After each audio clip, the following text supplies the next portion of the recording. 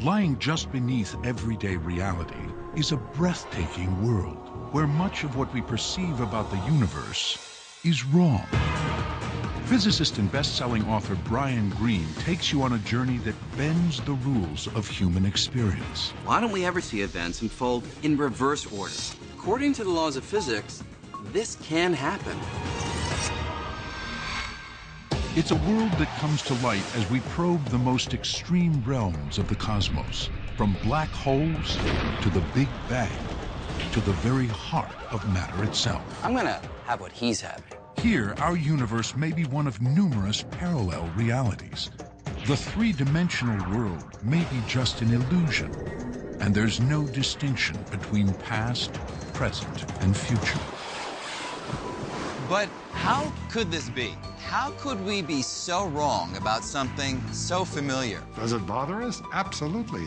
There's no principle built into the laws of nature that say that theoretical physicists have to be happy.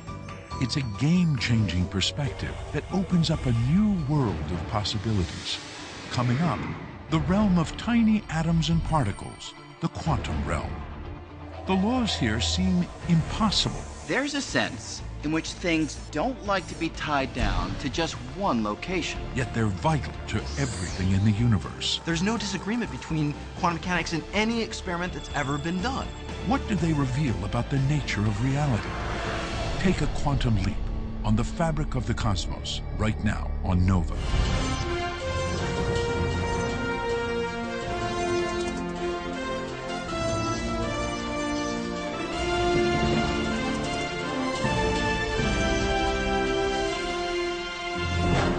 Major funding for NOVA is provided by the following: David H. Koch and Discovering New Knowledge, HHMI, and by the Corporation for Public Broadcasting, and by contributions to your PBS station from viewers like you. Thank you.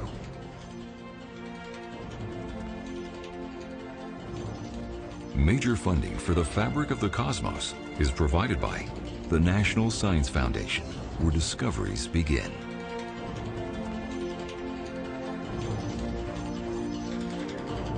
And the Alfred P. Sloan Foundation, supporting original research and public understanding of science, technology, engineering, and mathematics. Additional funding is provided by the Arthur Vining Davis Foundations, dedicated to strengthening America's future through education. The U.S. Department of Energy's Office of Science, and the George D. Smith Fund.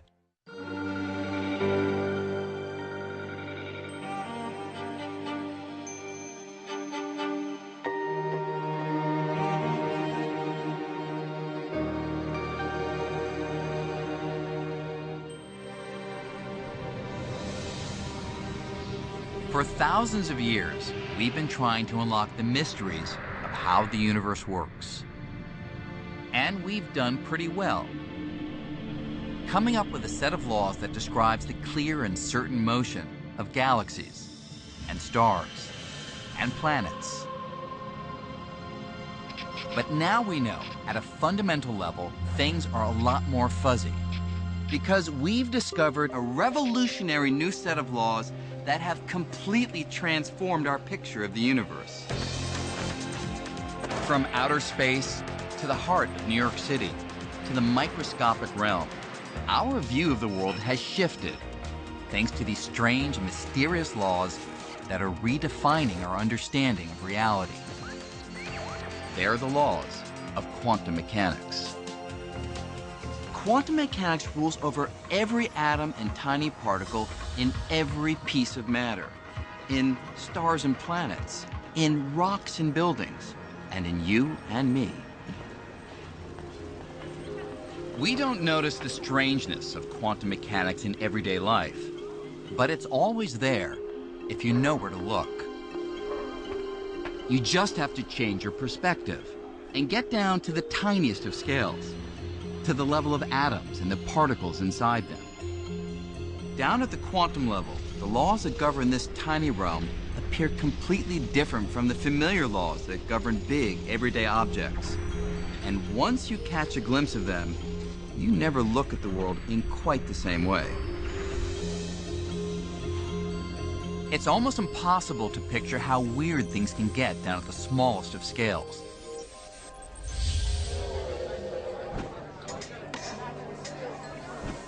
But what if you could visit a place like this, where the quantum laws were obvious, where people and objects behaved like tiny atoms and particles? You'd be in for quite a show. Here, objects do things that seem crazy.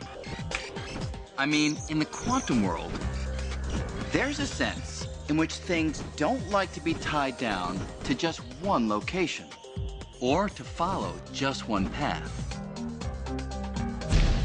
It's almost as if things were in more than one place at a time.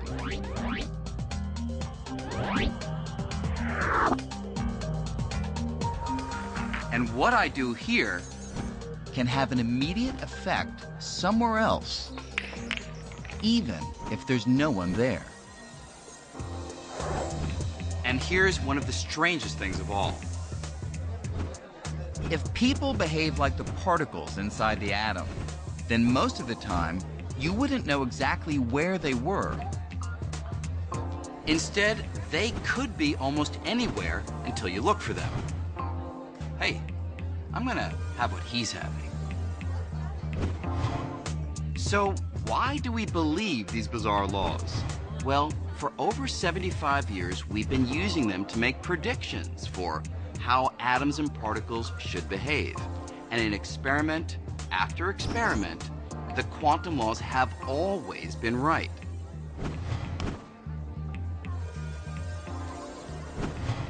It's the best theory we have. There are literally billions of pieces of confirming evidence for quantum mechanics. It has passed so many tests of so many bizarre predictions. There's no disagreement between quantum mechanics and any experiment that's ever been done. The quantum laws become most obvious when you get down to tiny scales like atoms. But consider this. I'm made of atoms. So are you. So is everything else we see in the world around us. So it must be the case that these weird quantum laws are not just telling us about small things. They're telling us about reality.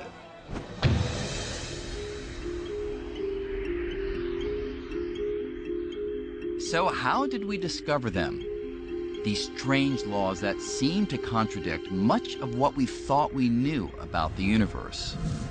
Not long ago, we thought we had it pretty much figured out. The rules that govern how planets orbit the sun, how a ball arcs through the sky, how ripples move across the surface of a pond. These laws were all spelled out in a series of equations called classical mechanics, and they allowed us to predict the behavior of things with certainty. It all seemed to be making perfect sense, until about 100 years ago, when scientists were struggling to explain some unusual properties of light. In particular, the kind of light that glowed from gases when they were heated in a glass tube. When scientists observed this light through a prism, they saw something they'd never expected. If you heated up some gas and looked at it through a prism, it formed lines. Not the continuous spectrum that you see projected by a piece of cut glass on your table, but very distinct lines. It wouldn't give out a smear, kind of complete rainbow of light. It would give out sort of pencil beams of light at very specific colors. And it was something of a mystery how to understand what was going on. An explanation for the mysterious lines of color would come from a band of radical scientists who at the beginning of the 20th century were grappling with the fundamental nature of the physical world. And some of the most startling insights came from the mind of Niels Bohr, a physicist who loved to discuss new ideas over ping pong. Bohr was convinced that the solution to the mystery lay at the heart of matter, in the structure of the atom. He thought that atoms resembled tiny solar systems, with even tinier particles called electrons orbiting around a nucleus, much the way the planets orbit around the sun. But Bohr proposed that unlike the solar system, electrons could not move in just any orbit. Instead, only certain orbits were allowed. And he had a really surprising and completely counter-physical idea, which was that there were definite states, fixed orbits that these electrons could have, and only those orbits. Bohr said that when an atom was heated, its electrons would become agitated and leap from one fixed orbit to another. Each downward leap would emit energy in the form of light in very specific wavelengths, and that's why atoms produce very specific colors. This is where we get the phrase quantum leap. If it weren't for the quantum leap, you would have this smear of color coming out from an atom as it got excited or de-excited. But that's not what we see in the laboratory. You see very sharp reds and very sharp greens. It's the quantum leap that's the origin and the author of that sharp color. What made the quantum leap so surprising was that the electron goes directly from here to there, seemingly without moving through the space in between. It was as if Mars suddenly popped from its own orbit out to Jupiter. Bohr argued that the quantum leap arises from a fundamental and fundamentally weird property of electrons and atoms, that their energy comes in discrete chunks that cannot be subdivided, specific minimum quantities called quanta. And that's why there are only discrete, specific orbits that electrons can occupy. An electron had to be here or there and simply nowhere in between. And that's like nothing we experience in everyday life. Think of your daily life. When you eat food, you think your food is quantized? Do you think that you have to take a certain amount of minimum food? Food is not quantized. But the energy of electrons in an atom are quantized. That is very mysterious, why that is. As mysterious as it might be for tiny particles in an atom to act this way, the evidence quickly mounted showing that Bohr was right. In more and more experiments, electrons followed a different set of rules than planets or ping pong balls. Bohr's discovery was a game changer. And with this new picture of the atom, Bohr and his colleagues found themselves on a collision course with the accepted laws of physics. The quantum leap was just the beginning. Soon Bohr's radical views would bring him head-to-head with one of the greatest physicists in history.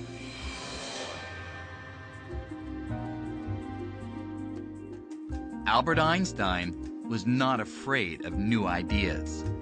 But during the 1920s, the world of quantum mechanics began to veer in a direction Einstein did not want to go. A direction that sharply diverged from the absolute definitive predictions that were the hallmark of classical physics. If you asked Einstein or other physicists at the time what it was that distinguished physics from all kind of flaky speculation, they would have said it's that we can predict things with certainty. And quantum mechanics seemed to pull the rug out from under that. One test in particular, which would come to be known as the double-slit experiment, exposed quantum mysteries like no other. If you're looking for a description of reality based on certainty, your expectations would be shattered.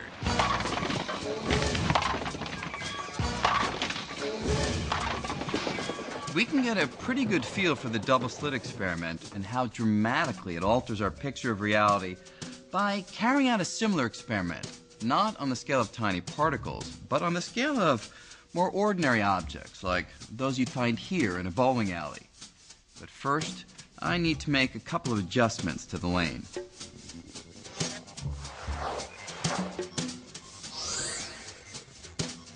You'd expect that if I roll a few of these balls down the lane, they'll either be stopped by the barrier or pass through one or the other slit and hit the screen at the back.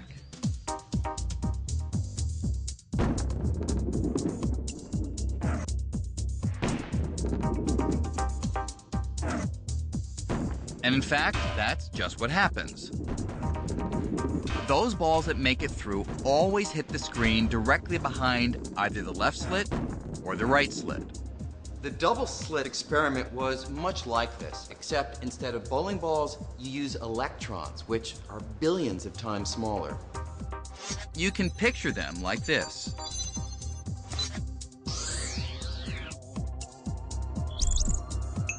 Let's see what happens if I throw a bunch of these balls. When electrons are hurled at the two slits, something very different happens on the other side. Instead of hitting just two areas, the electrons land all over the detector screen, creating a pattern of stripes, including some right between the two slits, the very place you'd think would be blocked. So, what's going on? Well, to physicists, even in the 1920s, this pattern could mean only one thing: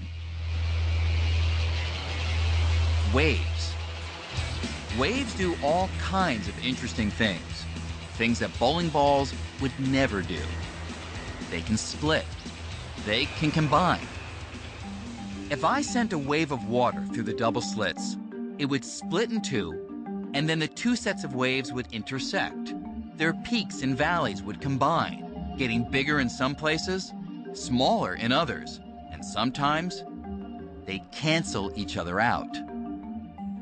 With the height of the water corresponding to brightness on the screen, the peaks and valleys would create a series of stripes and what's known as an interference pattern.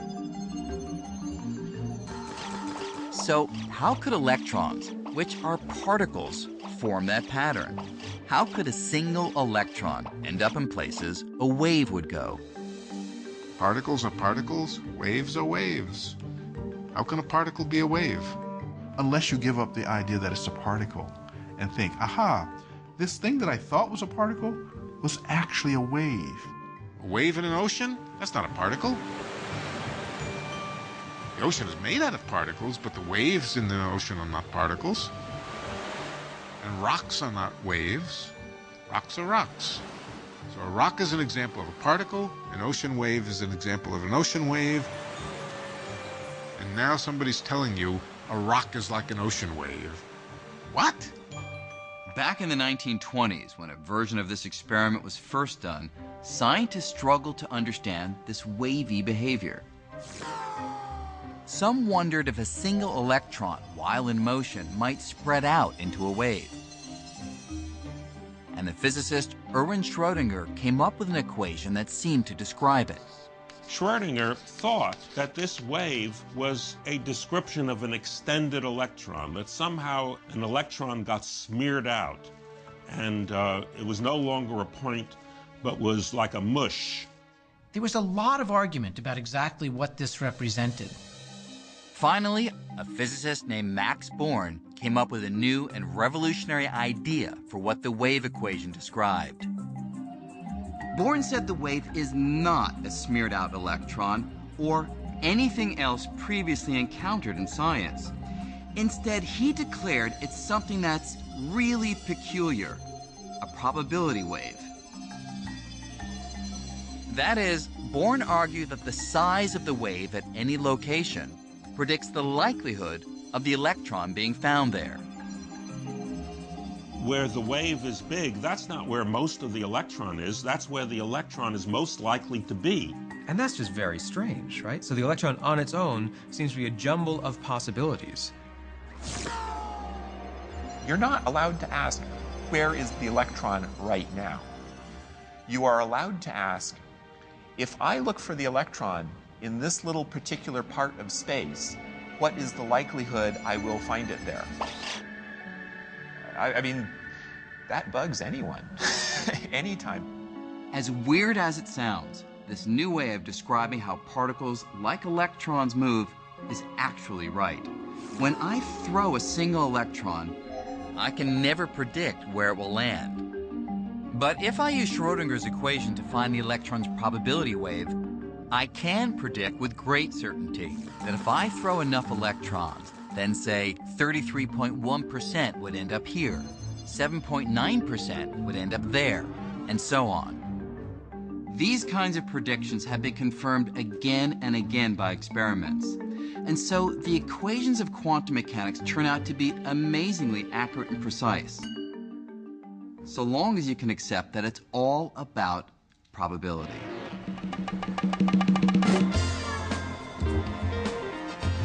If you think that probability means you're reduced to guessing, the casinos of Las Vegas are ready to prove you wrong. Try your hand at any one of these games of chance, and you can see the power of probability. Let's say I place a $20 bet on number 29 here at the roulette table.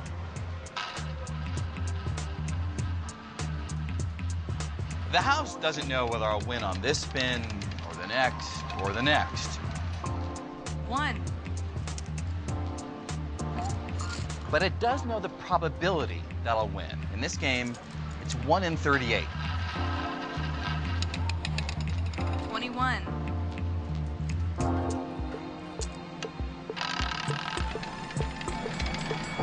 29.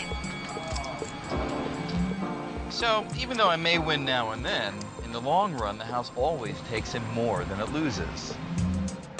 The point is, the house doesn't have to know the outcome of any single card game, roll of the dice, or spin of the roulette wheel. Casinos can still be confident that over the course of thousands of spins, deals, and rolls, they will win. And they can predict with exquisite accuracy exactly how often. According to quantum mechanics, the world itself is a game of chance, much like this. All the matter in the universe is made of atoms and subatomic particles that are ruled by probability, not certainty. At base, nature is described by an inherently probabilistic theory. And that is highly counterintuitive and something which many people would find difficulty accepting. One person who found it difficult was Einstein. Einstein could not believe that the fundamental nature of reality at the deepest level was determined by chance. And this is what Einstein could not accept. Einstein said, God does not throw dice. He didn't like the idea that we couldn't with certainty say this happens or that happens. But a lot of other physicists weren't so put off by probability, because the equations of quantum mechanics gave them the power to predict the behavior of groups of atoms and tiny particles with astounding precision. Before long, that power would lead to some very big inventions. Lasers, transistors, the integrated circuit, the entire field of electronics. If quantum mechanics suddenly went on strike, every single machine that we have in the US almost would stop functioning. The equations of quantum mechanics would help engineers design microscopic switches that direct the flow of tiny electrons and control virtually every one of today's computers, digital cameras, and telephones. All the devices that we live on, diodes, transistors, just to form the basis of information technology, the basis of daily life in all sorts of ways. They work. And why do they work? They work because of quantum mechanics. I'm tempted to say that without quantum mechanics, we'd be back in the dark ages. I guess more accurately, without quantum mechanics, we'd be back in the 19th century. Steam engines, telegraph signals. Quantum mechanics is the most successful theory that we physicists have ever discovered. And yet we're still arguing about what it means, what it tells us about the nature of reality. In spite of all its triumphs, quantum mechanics remains deeply mysterious. It makes all this stuff run, but we still haven't answered basic questions raised by Albert Einstein all the way back in the 1920s and 30s. Questions involving probability and measurement. the act of observation. For Niels Bohr, measurement changes everything. He believed that before you measured or observed a particle, its characteristics were uncertain. For example, an electron in the double-slit experiment. Before the detector at the back pinpoints its location, it could be almost anywhere with a whole range of possibilities. Until the moment you observe it. And only at that point will the location's uncertainty disappear. According to Bohr's approach to quantum mechanics, when you measure a particle, the act of measurement forces the particle to relinquish all of the possible places it could have been and select one definite location where you find it. The act of measurement is what forces the particle to make that choice. Niels Bohr accepted that the nature of reality was inherently fuzzy, but not Einstein. He believed in certainty, not just when something is measured or looked at, but all the time. As Einstein said, I like to think the moon is there, even when I'm not looking at it. That's what Einstein was so upset about. Do we really think the reality of the universe rests on whether or not we happen to open our eyes? That's just bizarre. Einstein was convinced something was missing from quantum theory, something that would describe all the detailed features of particles, like their locations, even when you were not looking at them. But at the time, few physicists shared his concern. And Einstein just thought it was giving up on the job of the physicist. It wasn't bad physics per se, it just was totally incomplete.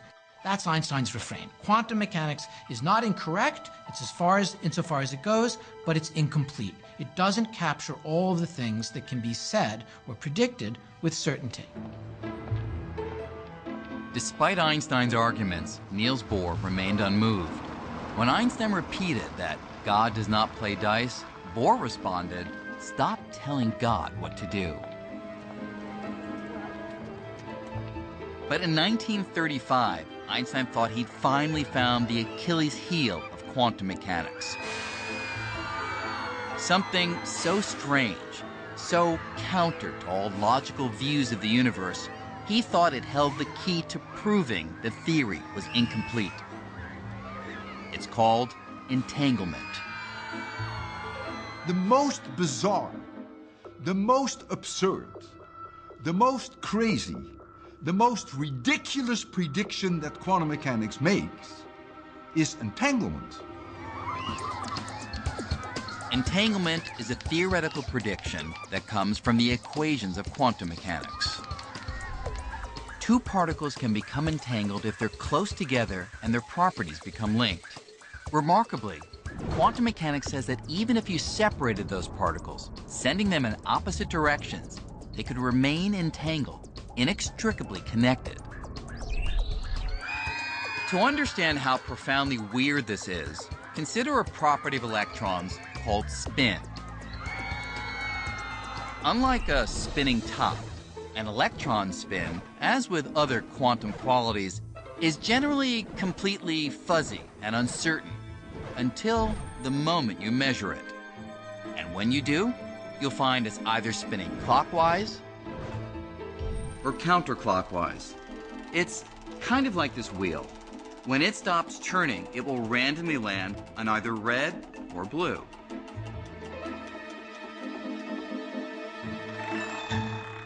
Now imagine a second wheel. If these two wheels behave like two entangled electrons, then every time one landed red, the other is guaranteed to land on blue. And vice versa. Now, since the wheels are not connected, that's suspicious enough. But the quantum mechanics embraced by Niels Bohr and his colleagues went even further, predicting that if one of the pair were far away, even on the moon, with no wires or transmitters connecting them, still, if you look at one and find red, the other is sure to be blue. In other words, if you measured a particle here, not only would you affect it, but your measurement would also affect its entangled partner, no matter how distant. For Einstein, that kind of weird long-range connection between spinning wheels or particles was so ludicrous, he called it spooky. Spooky action at a distance. What's surprising is that when you make a measurement of one particle, you affect the state of the other particle. You change its state. There's no forces or pulleys or, telephone wires. There's nothing connecting those things, right? How could my choice to act here have anything to do with what happens over there? So there's no way they can communicate with each other. So it is completely bizarre. Einstein just could not accept that entanglement worked this way, convincing himself that only the math was weird, not reality. He agreed that entangled particles could exist, but he thought that there was a simpler explanation for why they were linked that did not involve a mysterious long-distance connection. Instead, he insisted that entangled particles were more like a pair of gloves. Imagine someone separates the two gloves, putting each in a case. Then that person delivers one of those cases to me and sends the other case to Antarctica.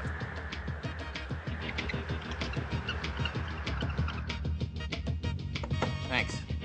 Before I look inside my case, I know that it has either a left hand or a right hand glove. And when I open my case, if I find a left hand glove, then at that instant, I know the case in Antarctica must contain a right-hand glove, even though no one has looked inside.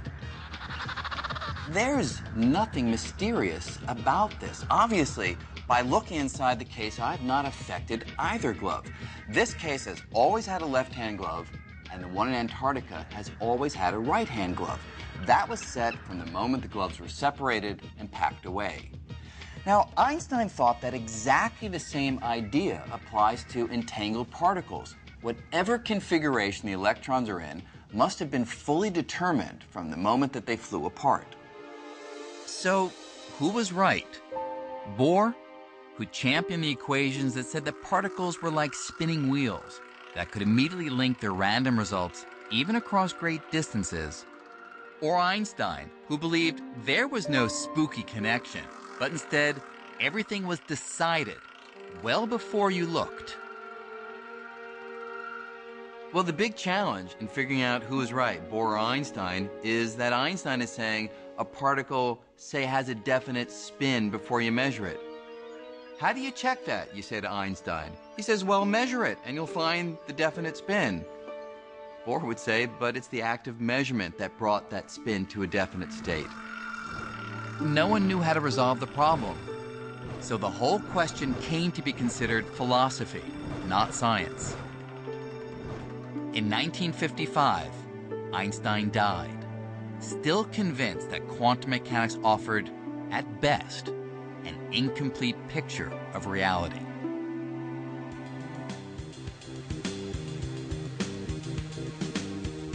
In 1967, at Columbia University, Einstein's mission to challenge quantum mechanics was taken up by an unlikely recruit. John Clauser was on the verge of earning a PhD in astrophysics. The only thing standing in his way was his grade in quantum mechanics. When I was still a graduate student, try as I might, I could not understand quantum mechanics.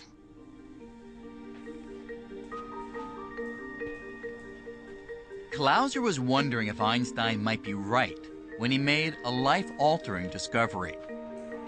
It was an obscure paper by a little-known Irish physicist named John Bell. Amazingly, Bell seemed to have found a way to break the deadlock between Einstein and Bohr and show once and for all who was right about the universe. I was convinced that the quantum mechanical view was probably wrong.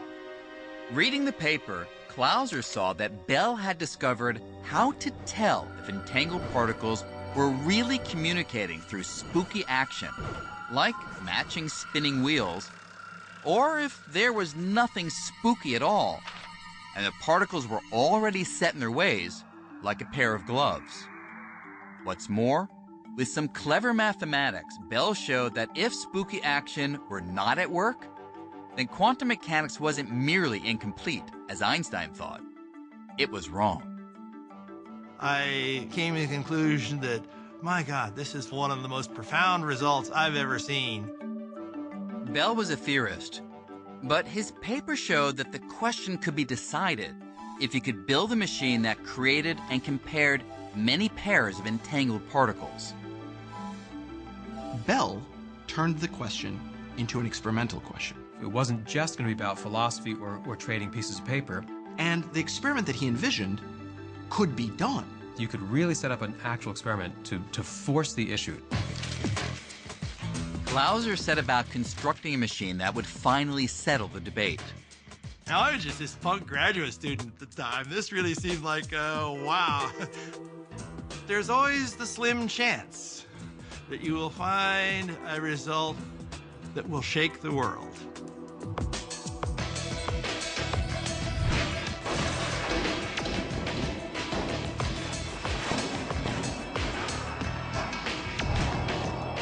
Clauser's machine could measure thousands of pairs of entangled particles and compare their spins in many different directions.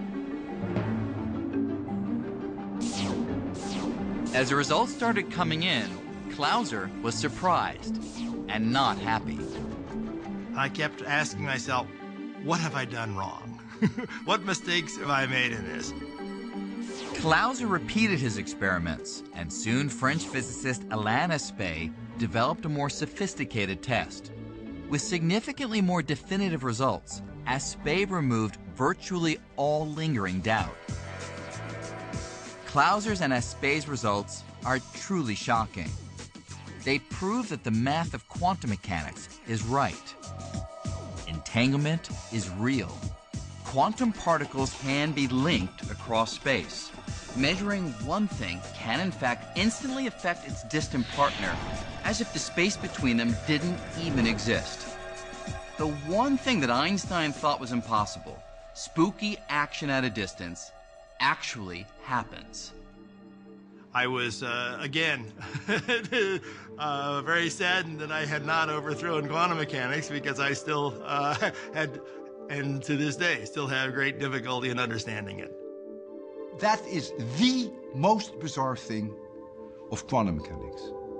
It is impossible to even comprehend. Don't even ask me why.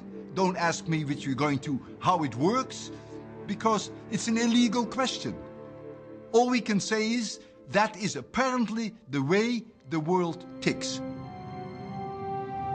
So if we accept that the world really does tick in this bizarre way, could we ever harness the long-distance spooky action of entanglement to do something useful?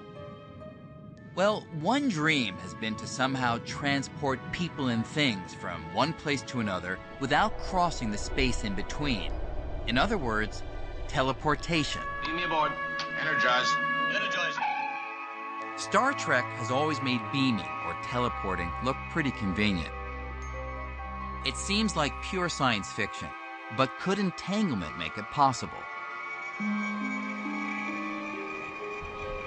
Remarkably, tests are already underway here on the Canary Islands off the coast of Africa. We do the experiments here on the Canary Islands because you have 2 observatories, and after all, it's a nice environment. Anton Zeilinger is a long way from teleporting himself or any other human. But he is trying to use quantum entanglement to teleport tiny individual particles. In this case, photons, particles of light. Nanometers, it says. He starts by generating a pair of entangled photons in a lab on the island of La Palma. One entangled photon stays on La Palma, while the other is sent by laser to the island of Tenerife, 89 miles away. Now Zeilinger brings in a third photon, the one he wants to teleport, and has it interact with the entangled photon on La Palma. the team studies the interaction, comparing the quantum states of the two particles. And here's the amazing part. Because of spooky action, the team's able to use that comparison to transform the entangled photon on the distant island into an identical copy of that third photon. It's as if the third photon has teleported across the sea without traversing the space between the islands. Sort of extract the information carried by the original and make a new original there. Using this technique, Zeilinger has successfully teleported dozens of particles.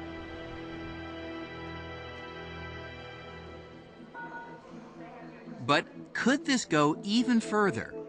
Since we're made of particles, could this process make human teleportation possible one day?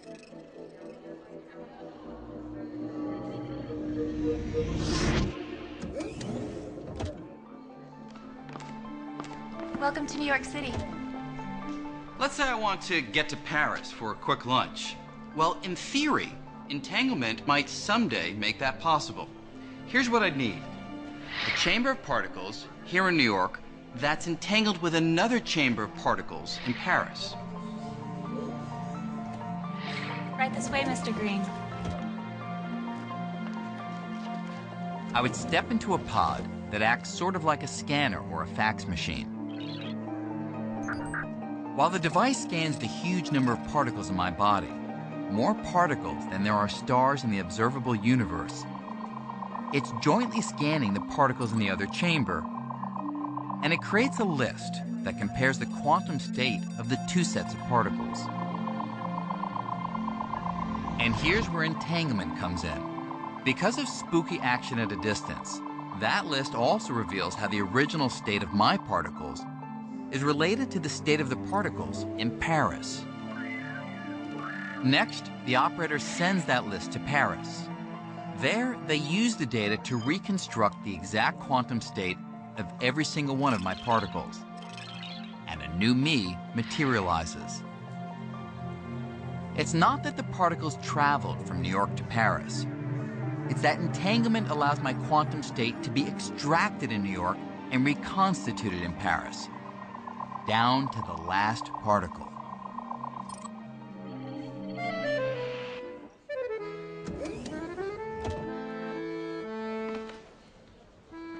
Bonjour, Monsieur Green. Hi there. So, here I am in Paris, an exact replica of myself. And I'd better be, because measuring the quantum state of all my particles in New York has destroyed the original me. It is absolutely required in the quantum teleportation protocol that the thing that is teleported is destroyed in the process.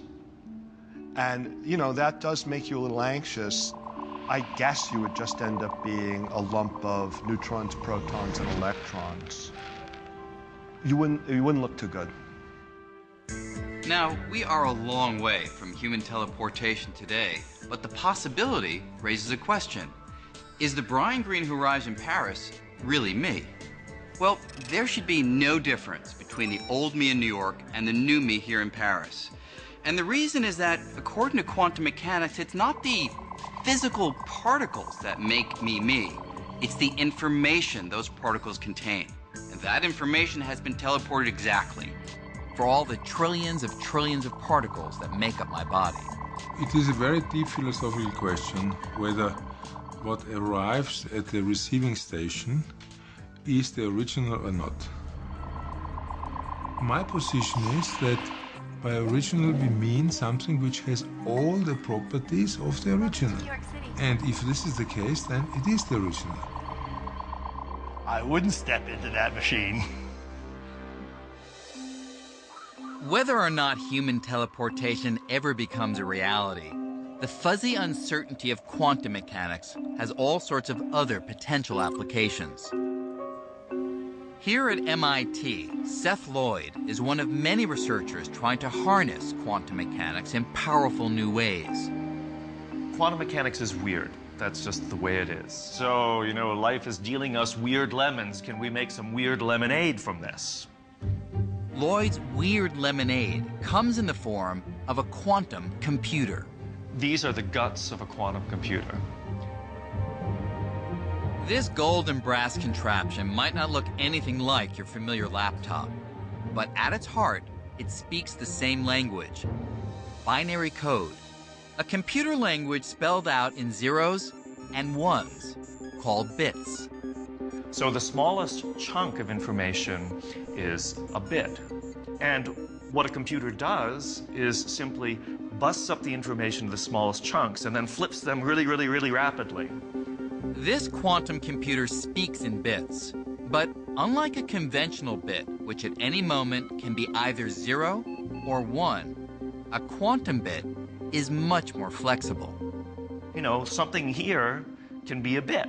Here is 0, there is 1. That's a bit of information. So if you can have something that's here and there at the same time, then you have a quantum bit or qubit. Just as an electron can be a fuzzy mixture of spinning clockwise and counterclockwise, a quantum bit can be a fuzzy mixture of being a 0 and a 1. And so a qubit can multitask. Then it means you can do computations in ways that our classical brains could not have dreamed of. In theory, quantum bits could be made from anything that acts in a quantum way, like an electron or an atom. The qubits at the heart of this computer are tiny superconducting circuits built with nanotechnology that can run in 2 directions at once. Since quantum bits are so good at multitasking, if we can figure out how to get qubits to work together to solve problems, our computing power could explode exponentially. To get a feel for why a quantum computer would be so powerful, imagine being trapped in the middle of a hedge maze.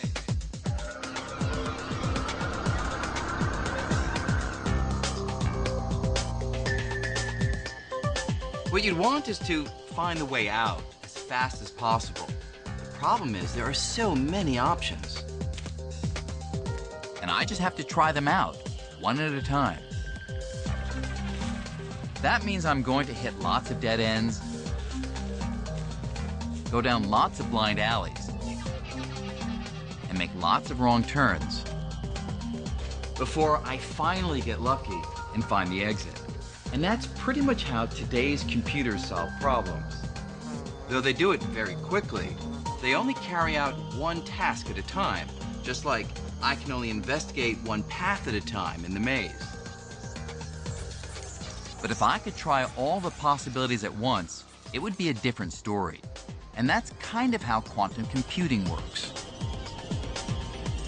Since particles can, in a sense, be in many places at once, the computer could investigate a huge number of paths or solutions at the same time and find the correct one in a snap. Now, a maze like this only has a limited number of routes to explore, so a conventional computer could find the way out pretty quickly. But imagine a problem with millions or billions of variables, like predicting the weather far in advance. We might be able to forecast natural disasters like earthquakes or tornadoes. Solving that kind of problem right now would be impossible because it would take a ridiculously huge computer. But a quantum computer could get the job done with just a few hundred atoms. And so the brain of that computer, it would be smaller than a grain of sand. There's no doubt we're getting better and better at harnessing the power of the quantum world. And who knows where that could take us. But we can't forget that at the heart of this theory, which has given us so much, there is still a gaping hole. All the weirdness down at the quantum level, at the scale of atoms and particles, where does the weirdness go? Why can things in the quantum world hover in a state of uncertainty, seemingly being partly here and partly there, with so many possibilities, while you and I, who after all are made of atoms and particles, seem to always be stuck in a single, definite state? We are always either here or there. Niels Bohr offered no real explanation for why all the weird fuzziness of the quantum world seems to vanish as things increase in size. As powerful and accurate as quantum mechanics has proven to be, scientists are still struggling to figure this out. Some believe that there's some detail missing in the equations of quantum mechanics. And so, even though there are multiple possibilities in the tiny world, the missing details would adjust the numbers on our way up from atoms to objects in the big world so that it would become clear that all but one of those possibilities disappear, resulting in a single certain outcome. Other physicists believe that all of the possibilities that exist in the quantum world, they never do go away. Instead, each and every possible outcome actually happens. Only most of them happen in other universes, parallel to our own. It's a mind-blowing idea, but reality could go beyond the one universe we all see and be constantly branching off, creating new, alternative worlds where every possibility gets played out. This is the frontier of quantum mechanics, and no one knows where it will lead. The very fact that our reality is much grander than we thought, much more strange and mysterious than we thought, is to me also very beautiful and awe-inspiring. The beauty of science is that it allows you to learn things which go beyond your wildest dreams. And quantum mechanics is the epitome of that. After you learn quantum mechanics, you're never really the same again. As strange as quantum mechanics may be, what's now clear is that there's no boundary between the worlds of the tiny and the big. Instead, these laws apply everywhere, and it's just that their weird features are most apparent when things are small. And so the discovery of quantum mechanics has revealed a reality, our reality, that's both shocking and thrilling, bringing us that much closer to fully understanding the fabric of the cosmos.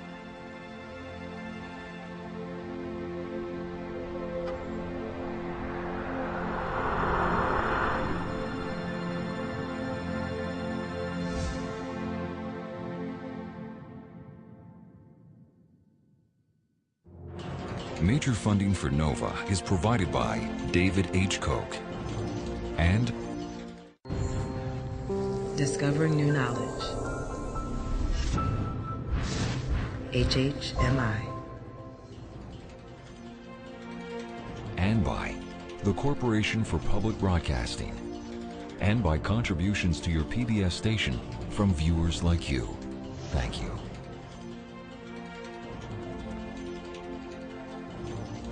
Major funding for the fabric of the cosmos is provided by the National Science Foundation, where discoveries begin.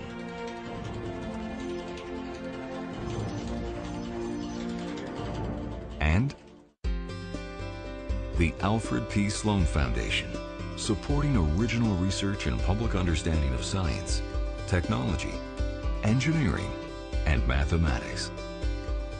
Additional funding is provided by the Arthur Vining Davis Foundations, dedicated to strengthening America's future through education.